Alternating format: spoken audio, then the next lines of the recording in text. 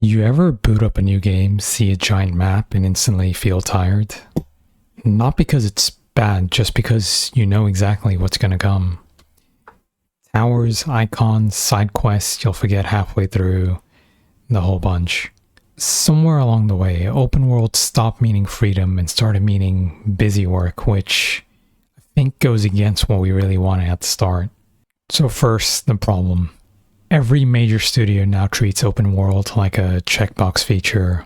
It's getting shoehorned into a lot of franchises where they had intricate, carefully put together linear experiences that are now being expanded into shallow and meaningless open worlds.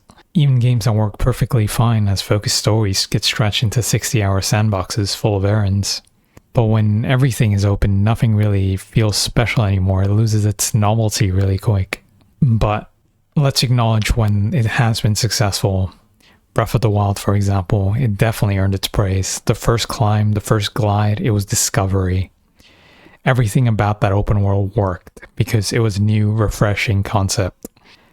Tears of the Kingdom, on the other hand, it was technically brilliant, yes. Emotionally, it felt like a copy of the first game. It felt a bit dull. We've already toured this Hyrule, and the depths didn't really add much depth to the actual game itself.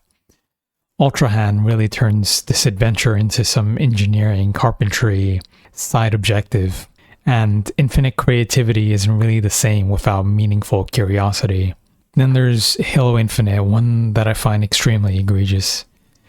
It has great gunplay, gorgeous ring worlds, you're on one of the Halos, it's supposed to be beautiful, but one biome filled of copied bases, and story beats stretched thinner than a plasma shield. The open world traded tight missions for repetitive chores that don't even feel fun anymore. And Master Chief, after sort of a rough couple of years, deserved a better comeback than being an intergalactic janitor. And Pokemon Scarlet and Violet, finally, open world, oh my days. Except go anywhere really means go the wrong way and get flanked by level 50 birds, or go into a section where your FPS can go all the way to 1. Paldea looks huge, but it really is just empty. Lots of grass, few reasons to care. Ironically, the best parts of the game, for me at least, was its final linear dungeon. The one time it really stopped pretending to be a sandbox and stuck to its more traditional ways. So the question is, if it doesn't work all the time, why do studios keep doing this? It's because marketing loves numbers. Hundreds of hours of gameplay sounds really enticing when you first look at it. A map that's 5 times larger? Wow, there must be so much to do. When you translate it, it really means 80 hours of collecting feathers or some other re-imaged collectible in the game. Publishers see engagement stats, not pacing, not story, just charts that say players wandered around for 200 hours. Like Assassin's Creed Valhalla is a pretty good example of this. Bigger worlds inflate those graphs, even if half of them are basically digital deserts. Next, there's really the fear of missing out. After Breath of the Wild and Elden Ring, every exec panicked. They wanted something that could mimic the odd success that these two franchises got. If our game is an open world, will people think it's outdated? And will people think it's not keeping up with current trends? It's the same logic that gave every game a crafting system in 2018, something that I wasn't really a huge fan of in some games. Even developers know better. Final Fantasy XVI's team literally said they skipped the open world because it's been, quote, a huge world with nothing to do.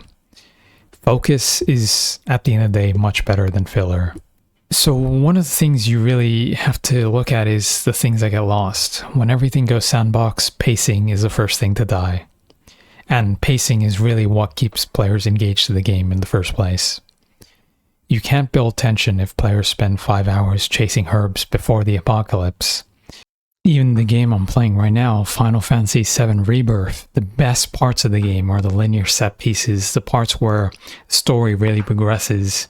The parts that get me out of the immersion of the game itself are the open worlds that feel too scarce and feel too unnecessary to the game. That makes me enjoy the game less as a process. I'm not really sure why it was necessary in the game for the first place.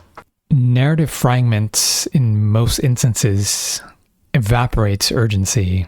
Level design flans into copy-paste encounters that, with minute differences, can be a bit different, but in reality, when you break it down, are the same experiences over and over. Exploration just turns into maintenance work, which sounds way too much like a job and less like a game. Open worlds promise freedom, but often deliver just fatigue. You're roaming around, you're just getting tired of roaming around, you just want to play the game. Remember when 10 hours of handcrafted content beat 100 hours of checklist chaos? Now we call that a short experience. It doesn't feel worth the money anymore. Somehow bloated content takes precedence over nicely crafted, tight experience that would be much more enjoyable. But not all games chose to follow that direction. Some chose to keep that focus. Resident Evil 4 Remake, or the lesser-known Hi-Fi Rush, separating the game, made us realize how refreshing focus can be. Tight pacing, deliberate design, no fluff, just pure fun. Those games prove linear isn't outdated, it's efficient and works for a lot of formulas. Not every hero needs a continent, and sometimes they just need a great level designer. Tears of the Kingdom is a fun experience, it's a great game, but it's not a Zelda game. A Zelda game is defined by its dungeons, not really its open world exploration, which I think Tears of the Kingdom lost track of at some point. One of the big concerns I have with open world is Metroid Prime, a series that thrived on linear level design that was interconnected and had a unique approach to it, yet somehow still had something fresh each game, is now adopting this open world design that looks a bit hollow from what I've seen.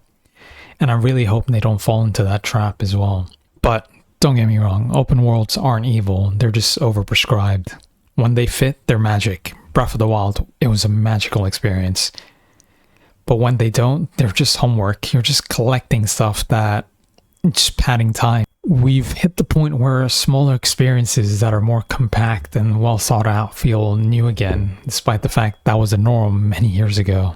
So next time a trailer brags maps bigger than ever, you really need to ask yourself, does it need to be? Because sometimes the best journey isn't the widest one. It's the one that actually goes somewhere. So let me know what you all think. And if you found this entertaining or enlightening in any way, maybe hit like or subscribe or follow for more content. I like talking about games.